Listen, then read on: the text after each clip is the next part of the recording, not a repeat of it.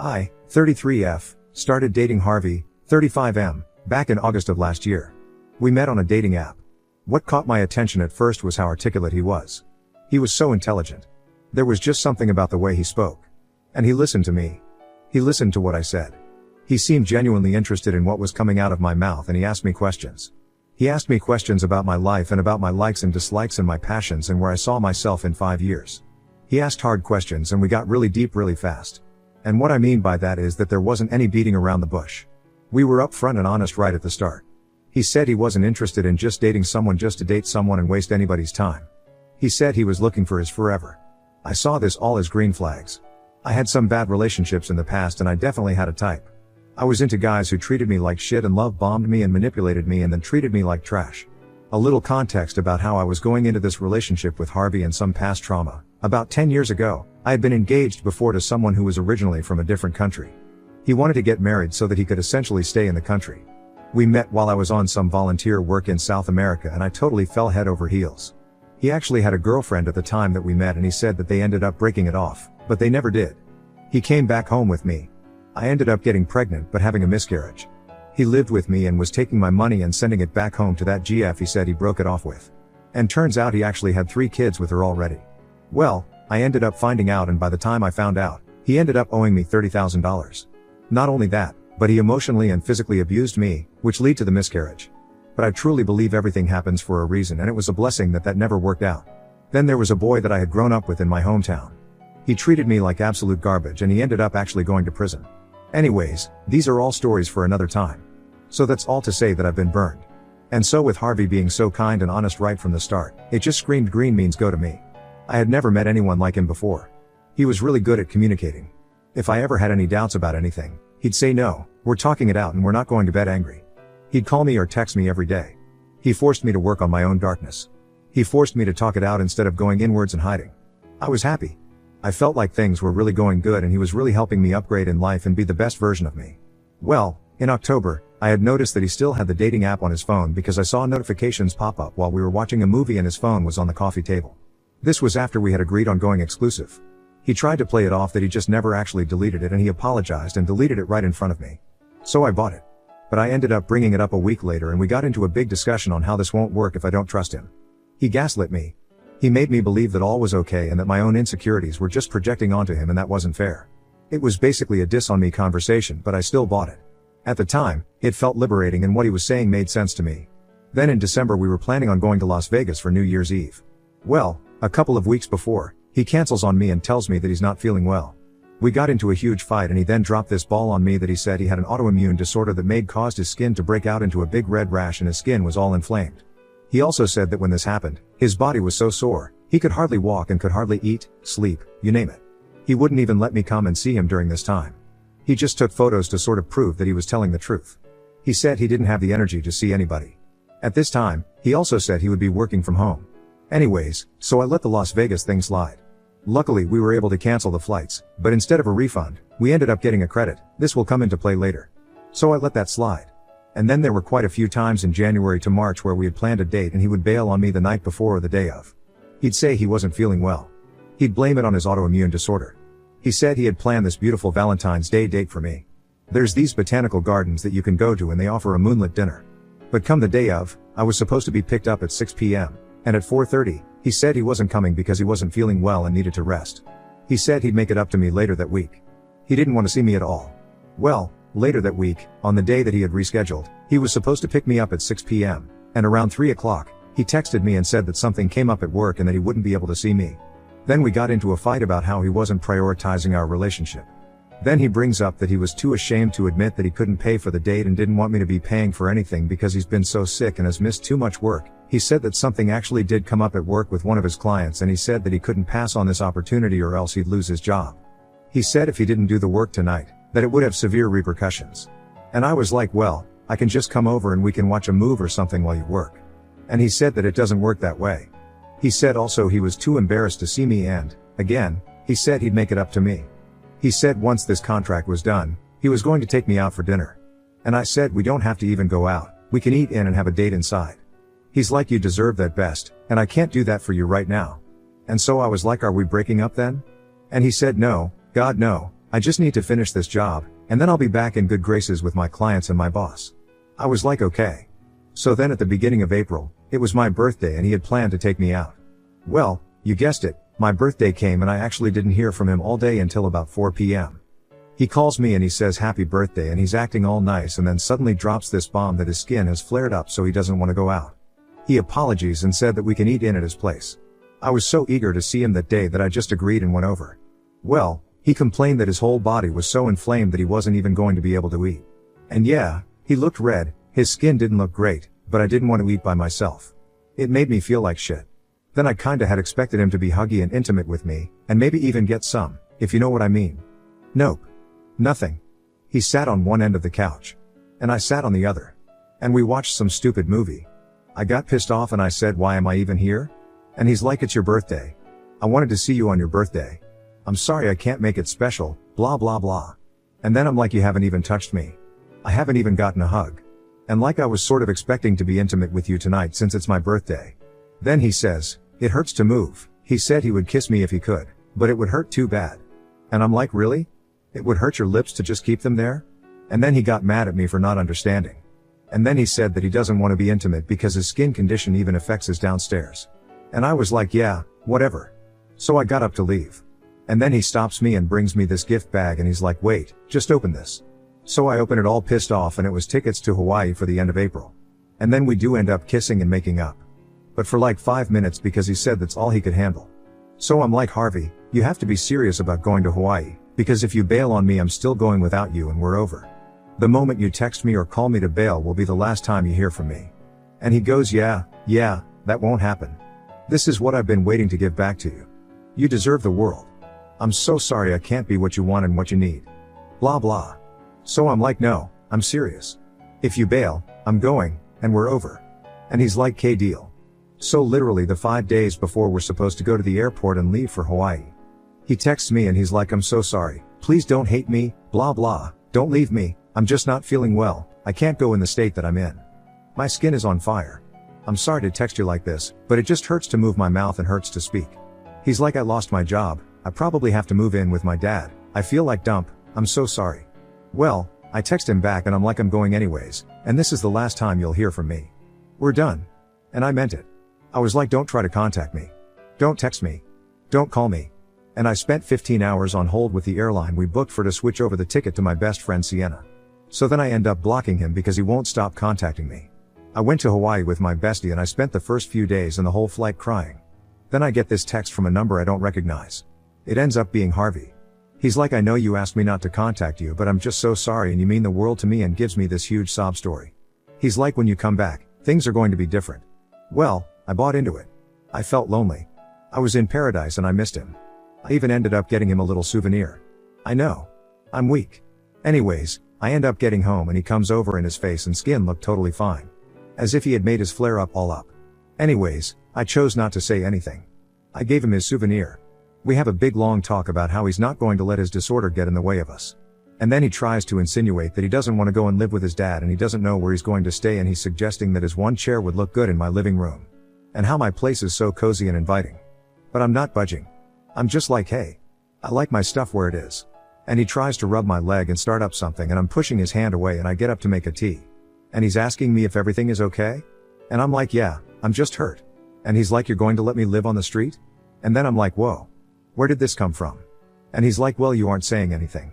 You haven't even asked where I plan on staying.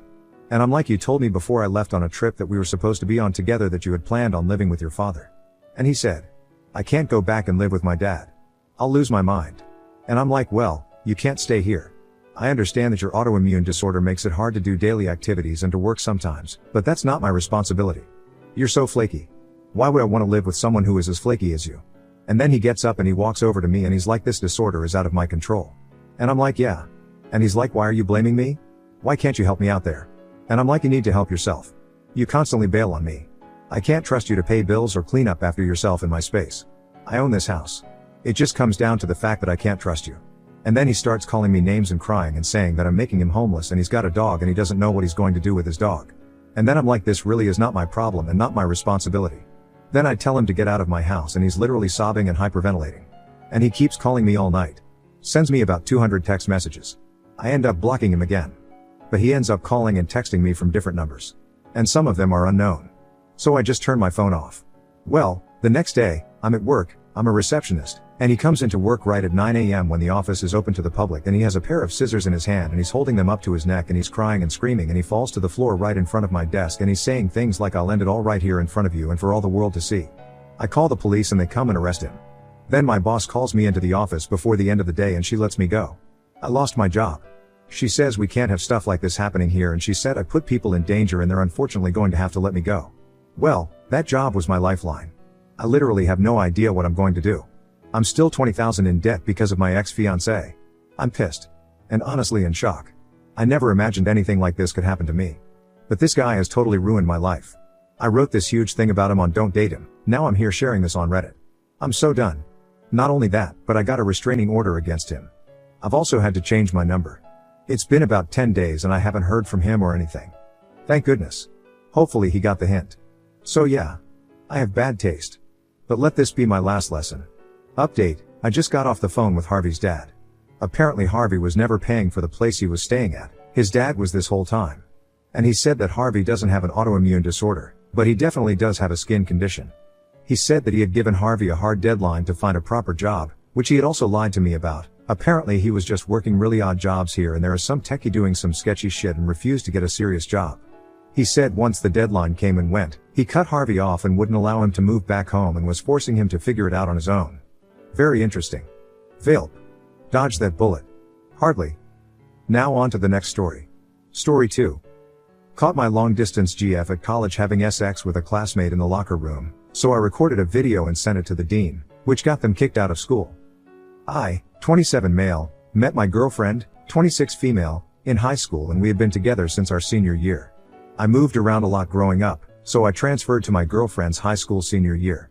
We hit it off and we had practically been inseparable ever since. When it came time to go to college we initially went to separate schools. She wanted to study nursing, and I was studying engineering. During the first semester, I wasn't fitting in with my curriculum. I was generally unhappy with the school that I'd chosen. My girlfriend was the one to suggest that I consider transferring to her school. I took the tours and I spoke to some of the students and professors, and it seemed like it would be a good fit for me. So, I transferred for the spring semester and got everything started there. We stayed together all through college and we even moved in together after. Both of us got jobs right after school. I was working for a tech company and she was working in the pediatric ward of a hospital. After a year, her job had taken a toll on her and she was very depressed. She didn't like to talk about it, but I couldn't even imagine a lot of the things that she saw in a pediatric ward. She told me that she had been interested in going back to school so she could teach instead. We both thought it was the best way for her to still do what she loved, but without having to sacrifice her mental health. She applied to several schools, and she got into almost all of them. One of the schools that she applied to was one of the top in the industry. It was prestigious and her getting in was a big deal. She only really applied on a whim, but once she was accepted we both knew that was where she had to go. The only difficulty with the decision was that that school was in a different state. I couldn't move because of work, so we decided to give long distance a try. She rented an apartment in the city, finding another student enrolled in the program that she could share it with. We had planned on visiting each other often and having video calls so we could stay in touch. For the first couple of months of the program, everything was going great with us. I hadn't had the time to go and visit her because I was busy with my own work, but we video chatted several times a week and we were texting each other all the time. However, I started to notice some changes in our relationship. At first, I just assumed that it was because of the distance. I figured there must have been some adjustment period that we needed. But eventually, she stopped wanting to video chat so much because she was saying that she was slammed with schoolwork. I understood what she was saying. It was hard to adjust to, but I wanted to make sure she was still keeping up with her schoolwork without distraction. When she first enrolled in the program we were told that her fall semester would end in the middle of December. Then her spring semester was supposed to start in the middle of January. I had been looking forward to our month-long break together. It has been a very long time since I saw my girlfriend and I wanted to spend the holidays with her. The week before she was supposed to return home, she called me and told me that there had been a change of plans. Apparently, a job that she had on campus offered a position over the break that would pay more than what she made during the semester. Because we were renting 2 apartments for her to go to school, we figured it would be the smart thing for her to stay and work. The week passed and I was missing her more than ever. One night, I was scrolling through her social media page just so I could look at pictures of her and I noticed somebody was commenting on all of her posts. When I say all of them, I mean all of them. My girlfriend was very attractive, and she had a substantial following on Instagram. It wasn't anything along the lines of being an influencer, but she would get people she didn't know messaging her all the time.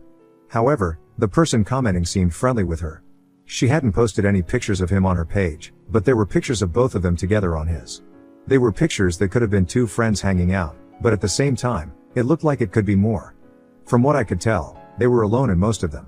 When I looked at some of the dates of the post, I felt my heart break a little. In an effort to hurt myself even more, I opened my text messages with my girlfriend and looked for some dates that she told me she couldn't video chat because she was busy with school work. I compared them to some of the posts on his page, and they matched. She had lied to me and told me that she was busy with schoolwork so she could go and do things with this man. Right away, I knew something was off. If she wanted to hang out with a friend, I would have understood. But she didn't even tell me about this guy. There had to be something more going on with them. The next time I talked to her, I confronted her about it. I asked her who he was and why she ever told me about him and why she lied about being busy. She told me that it hadn't crossed her mind to tell me about every friend that she had. I tried to explain to her that it was different because this was a man, but she told me that it wasn't because he was gay. I froze when she said that. I felt like I was just silly for even thinking something could have happened. A few weeks passed and I decided that I was just going to surprise my girlfriend for the holidays. It had been too long since we'd seen each other and I wanted to visit her. I didn't mention anything about it. In fact, I told her that I was planning on going to my parents so she wouldn't assume anything. I got to her apartment and I tried to buzz the door so she could let me in, but there was no answer. I waited for some time, but I started to think that maybe surprising her wasn't the best idea. It was freezing outside, so I made my way to her job.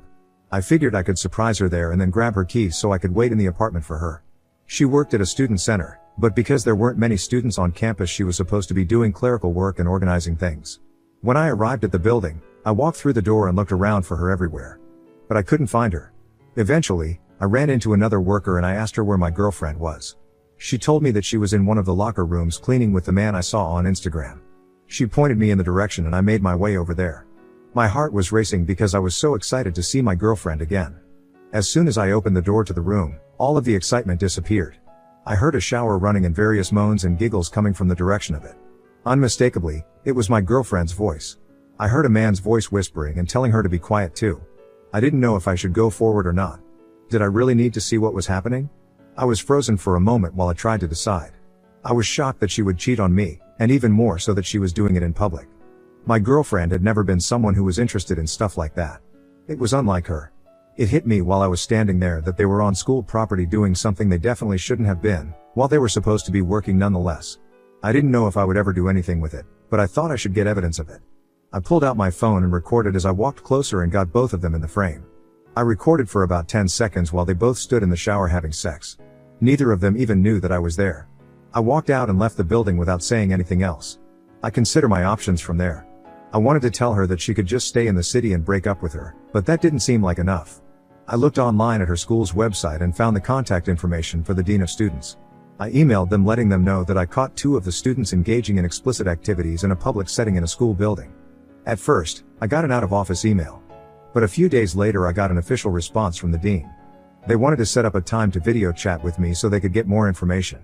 In the days that I was waiting, I decided to text my girlfriend and tell her that it was over between us.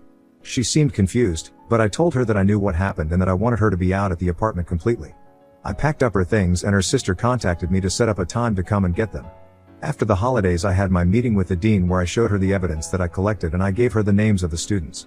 She told me that they would be reprimanded for their actions. 2 days later, I got a furious phone call from my ex-girlfriend telling me that I had ruined her life. Apparently, both of them were expelled from the university. She was forced to leave the school, and so was her new boyfriend. Her sister tried calling me and telling me that I was a jerk for what I did, but I just hung up the phone. Now, I'm trying to focus on moving on and being happy again with other relationships, but it is much harder than I thought.